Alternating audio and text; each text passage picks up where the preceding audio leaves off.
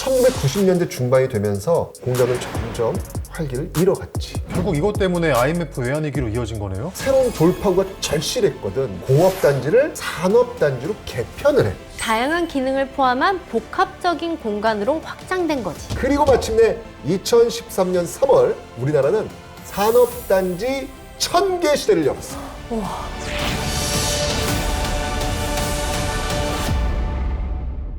헌법 제123조 제3항. 국가는 중소기업을 보호, 육성해야 한다. 1980년에 들어서 중소기업 진흥정책 기조는 더욱 강화돼 안정적인 성장과 선진산업사회로 나아가려면 산업구조의 근간이 되는 중소기업을 육성해야 한다는 인식이 정책으로 이어진 거지. 그런데 이 시기에 또 중요한 변화가 하나 있었어. 1980년대가 어떤 시기더라? 어떤 시기지? 1980년대면 민주화 운동이 떠오르는데? 맞아. 대한민국 현대사에서 민주화를 향한 국민의 열망이 가장 뜨겁게 불타올랐던 시기지. 이 민주화 열기는 노동운동에도 큰 영향을 주거든. 당시 공단에는 어용노조라고 불리는 게 있었는데 이게 사실 노동자들의 권리를 지키기보다는 기업 편에 서서 노동자를 통제하려는 역할을 했거든. 노동자들을 위해 있는 노조가 오히려 기업을 대변했다는 게 참. 맞아. 이런 부조리에 반발해서 노동자들이 스스로 주체가 된 민주노조들이 하나 둘씩 생겨나기 시작했어. 특히 1985년에 구로공단에서 일어난 구로동맹 파업은 구로공단을 노동운동의 중심지로 만들어. 구로공단이 그런 역할을 했다는 건 처음 알았어요. 그런데 노동운동이 활발해지면 기업들 입장에선 좀 부담스럽지 않았을까요? 그렇지. 그러니까 이 시기엔 중화공업 중심으로 산업 구조가 바뀌던 때였고 기업들은 노사 분규와 임금 상승 문제로 인해 보다 싼 노동력을 찾아 지방이나 해외로 공장을 옮기던 때였거든. 결국 공단에도 위기가 찾아왔어. 근로자가 급격하게 줄어들면서 공단은 점점 활기를 잃어갔거든. 이런 상황에서 한국수출산업공단이 가만히 있었을 리 없겠지. 그쵸. 뭔가 대책을 세웠겠죠? 맞아.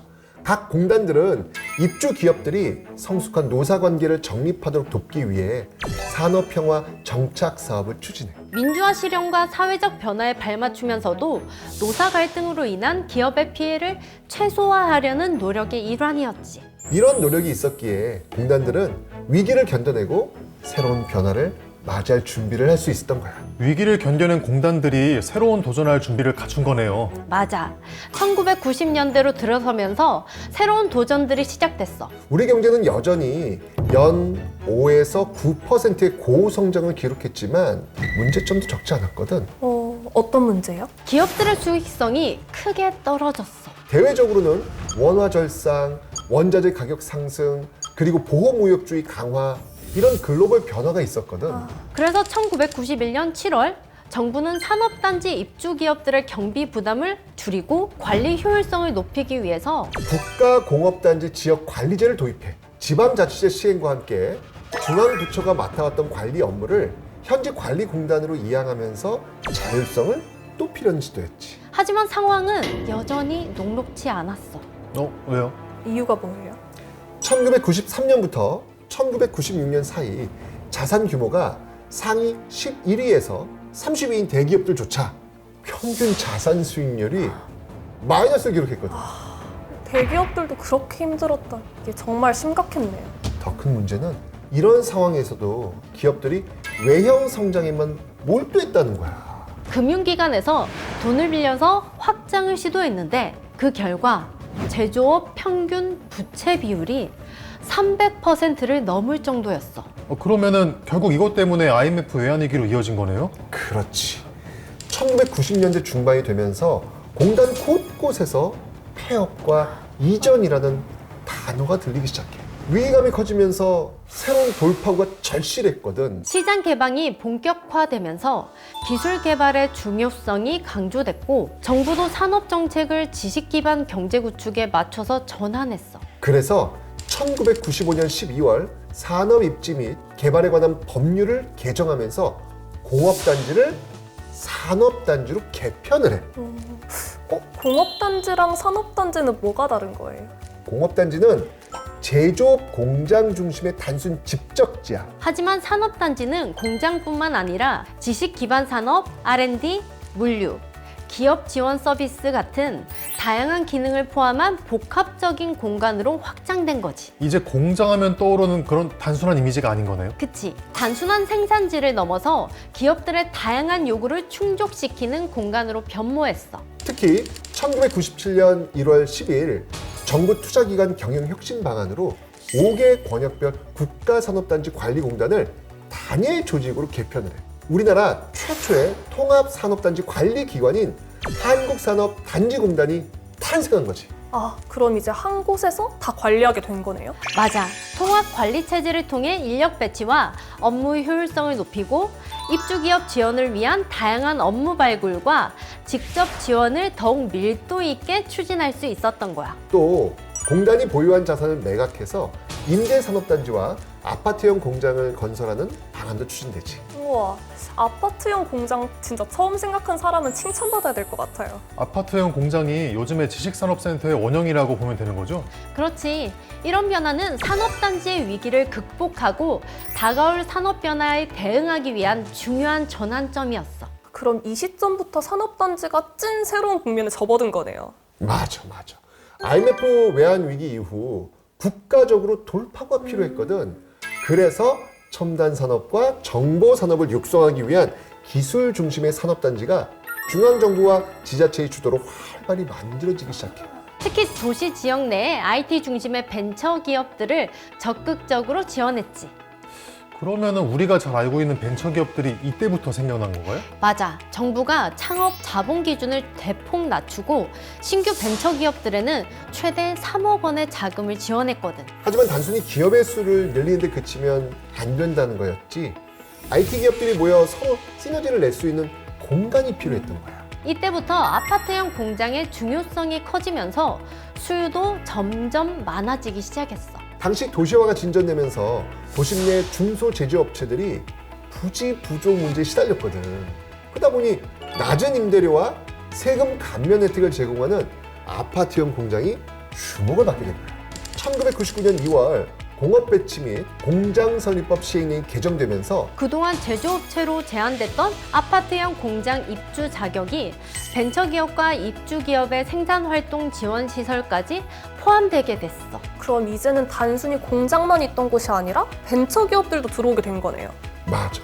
그리고 2000년대 들어서는 산업정책이 더 유연해져 제조업과 서비스가 융합된 신산업을 지원하려는 방향으로 바뀌어. 벤처기업 전용단지, 소프트웨어와 정보통신 산업단지, 과학연구단지, 문화산업단지, 그리고 첨단 의료단지 같은 다양한 단지들이 조성되기 시작했어. 공단들이 산업 변화의 중심이라고 볼 수 있겠네요. 새로운 시대에 걸맞는 공단의 변신이 시작된 거야. 그렇게 탄생하게 된 게 바로 서울 디지털 국가산업단지야. 구로를 중심으로 새로운 IT 중심 산업단지를 만들겠다고 결정한 거지. 와, 산업단지라는 단어가 이렇게 첨단 이미지로 바뀔 수도 있네요. 맞아. 전자기기를 만들던 옛 구로공단 자리엔 IT 스타트업, 소프트웨어 개발회사, 연구소 같은 것들이 들어서 신기술 지식산업 중심의 첨단 산업단지로 완전히 개편됐고 전국공단의 설립과 운영을 책임지는 한국산업단지공단 본부 역할도 하게 된 거지. 옛날 구로공단 하면은 메이드 인 코리아의 상징이었는데 이젠 IT 산업의 심장이 된 거네요. 그렇지. 지금의 서울 디지털 국가산업단지는 대한민국 IT 산업의 핵심 역할을 하고 있어. 구로 디지털 단지라는 이름 이전에 저희가 7, 80년도에 섬유랑 봉제 쪽으로 이 산업단지가 구성되어 있다 보니까 저는 구로 공단이라는 이름으로 주로 접했습니다. 그래서 아무래도 공단이다 보니까 봉제 공장이라든지 좀 이렇게 회색빛 도시를 생각을 하기 마련인데요. 실제 와보니까 IT 기업들이 더 많이 상주하고 있고 굉장히 젊은 분위기의 그런 산업단지라는 걸 느낄 수 있었습니다. 서울 디지털 국가산업단지의 변화는 단순히 한 공단의 이야기가 아니야. 노동 집약적 산업에서 IT 중심 산업으로 전환된 건 대한민국 전체 산업단지에 큰 교훈을 남긴 사례거든. 자, 그 성과를 한번 볼까? 우와, 이 정도면 진짜 멈췄던 심장이 다시 뛴 수준인데요? 그래프만 봐도 대단하지만 이건 한국산업단지공단의 노력 없이는 불가능했겠죠. 그렇지. 서울 디지털 국가산업단지의 성공 경험은 다른 산업단지도 확대가 됐거든. 예를 들어서 반월 시야는 스마트업으로 불리면서 소재, 부품, 장비 산업과 뿌리 산업의 최대 직접 단지로 구미는 전통 산업인 전기전자와 섬유는 물론 반도체 소재, 2차 전지 산업의 중심지로 자리 잡았고, 여수는 최대 석유화학 거점으로 우리 경제의 중추 역할을 하고 있지. 그리고 마침내 2013년 3월 우리나라는 산업단지 1000개 시대를 열었어. 와, 1000개? 진짜 어마어마한데요? 1964년 국내 최초의 산업단지인 한국수출산업공업단지가 생긴 지 50여 년 만의 일이야. 그러면 지금도 이런 변화가 계속되고 있는 건가요? 그럼 산업단지는 여전히 진화 중이야. 지식 기반 산업이나 친환경 산업처럼 새로운 패러다임에 맞춰서 말이야. 요즘은 기존 산업단지를 디지털화하고 친환경적으로 바꾸는 스마트 그린 산단이 주목받고 있어. 반월 시야공단이 이미 이 변화를 시작했거든. 그럼 서울 디지털 국가산업단지처럼 또 새로운 기적을 만들 가능성도 있는 거네요? 그렇지. 이런 산업단지의 발전은 단순히 경제성장을 넘어서 우리 산업 역사의 중요한 이정표라고 할 수 있어. 이정표가 있으면 기억하기도 훨씬 쉽겠어요. 그래서 2022년에 산업단지의 날을 법정 기념일로 지정을 해. 9월 14일 우리나라 최초의 산업공업단지 개발 조성법이 제정된 날을 기려서 매년 산업단지의 성과와 의미를 되새기는 기념일로 정한 거지. 와, 산업단지의 날이 그런 의미가 있는지 몰랐는데 정말 특별한 날이네요. 맞아. 올해는 산업단지 출범 60주년을 기념하는 행사가 열리기도 했거든. 산업단지의 날은 과거의 기적을 기억하면서도 앞으로의 더 큰 도전을 약속하는 상징적인 날이라고 할 수 있지. 실제로 정부는 더 큰 비전을 그리고 있기도 하거든. 더 큰 비전이라면 뭘 말하는 거죠? 정부는 이제 산업단지를 넘어서 산업 캠퍼스라는 새로운 미래를 꿈꾸고 있어. 산업 캠퍼스요? 그럼 대학 캠퍼스 같은 건가요, 혹시? 비슷해. 하지만 여긴 산업의 문화가 더해진 거야. 기획, 연구, 제조, 마케팅, 그리고 금융까지 모든 게 어우러진 복합 공간이라고 보면 되지. 우와, 그러면 단지 안에 훨씬 더 많은 게 들어오겠네요. 맞아. 지난해 8월에는 산업단지 입지 킬러 규제 혁파 방안이 발표됐거든. 단순히 제조만 하던 공간을 청년들이 막 이렇게 머물고 싶어하는, 기업들이 모여들고 싶어하는 그런 공간으로 바꿔보겠다라는 거였지. 그게 시작이었어. 킬러 규제라. 뭔가 이름부터 강력한데요? 산업단지가 가진 문제를 해결해서 민간 투자를 끌어들이겠다는 거였어. 그리고 청년 유입을 늘리겠다는 목표도 있었지. 지방정부가 중심이 돼서 지역 산업단지를 발전시키겠다는 계획도 함께였고. 이뿐만이 아니야. 정부가 2019년부터 추진해온 스마트 그린 산업단지라는 것도 있거든. 스마트 그린? 이거 혹시 탄소 중립 이런 거랑 관련이 있나요? 오, 잘 알고 있네. 요즘 탄소 중립이 글로벌 화두잖아. 사실 이 사업도 디지털화와 무탄소화를 목표로 한 거였거든. 요즘 국제 환경이 예측 불가능할 정도로 정말 복잡하잖아. 선진국들도 제조 혁신과 중국의 빠른 추격, 그리고 보호무역주의까지 더 강화되고 있고, 거기에 탄소국 경제도랑 아리백 같은 제도들도 새로 추가되기도 했잖아. 선진국의 산업 주도권을 뺏기지 않으려면 우리가 더 빨리 움직여야겠네. 그래서 디지털 무탄소 전환을 가속화하려고 했던 거야. 이게 바로 산업단지 입주 기업들의 생산성과 글로벌 경제력을 확보하는 길이니까. 이제 스마트 그린 산업단지 개념들을 한번 보자. 일하는 공간에서 혁신의 허브로 방향이 바뀐 거 딱 드러나지. 우와, 디지털 인프라에 기술과 물류, 그리고 에너지까지. 이걸 어떻게 조화롭게 통합하느냐가 진짜 관건이겠는데요? 스마트 그린 산단을 유심히 지켜봐야겠어요. 지금 어디에 조성돼 있어요? 창원과 반월 시와 국가산업단지가 대표적이야. 지금까지 18개의 산업단지가 스마트 그린 산단으로 지정이 됐고, 정부가 이곳들을 대상으로 촉진 사업을 적극 지원하고 있어. 그리고 앞으로 2027년까지 25개 단지로 확대할 계획이래. 와, 규모가 엄청나네요. 그런데 여기서 끝이 아니야.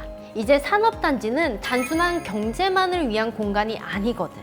경제의 중심지이자 문화가 있는 공간으로 전환되고 있어. 산업단지가 문화와 결합한다고요? 맞아.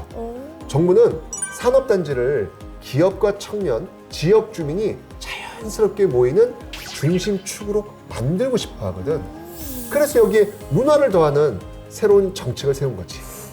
어떻게요? 올해 3월 국토부, 문체부, 산업통상자원부가 TF를 꾸렸어. 산업단지 담당 지자체와 문화예술 전문가들의 의견을 듣고 문화가 있는 산업단지를 만들기 위한 협력을 시작한 거지. 예를 들어 국토교통부의 노후산업단지 재생사업이나 산업통상자원부의 구조고도화 사업 같은 기반시설에 문화체육관광부의 프로그램을 더하는 방식이야. 휴페어 공장을 리모델링하거나 복합문화센터를 짓고 산업단지 안에 아름다운 거리를 조성하는 사업이 전국적으로 진행되고 있어. 청년들이 더 머물고 싶게 말이야. 와, 진짜 산업단지라는 이름이 점점 달라지고 있네요. 맞아. 혁신 기능을 집중화한 혁신지원센터나 청년 친화형 문화를 제공하는 청년문화센터 같은 것도 만들어질 거야. 앞으로 산업단지는 신산업이 역동하고 문화가 숨쉬는 산업 캠퍼스로 진화할 거야. 새로운 가능성과 혁신으로 대한민국 경제 발전의 중심에서 계속 될 거라고 믿어.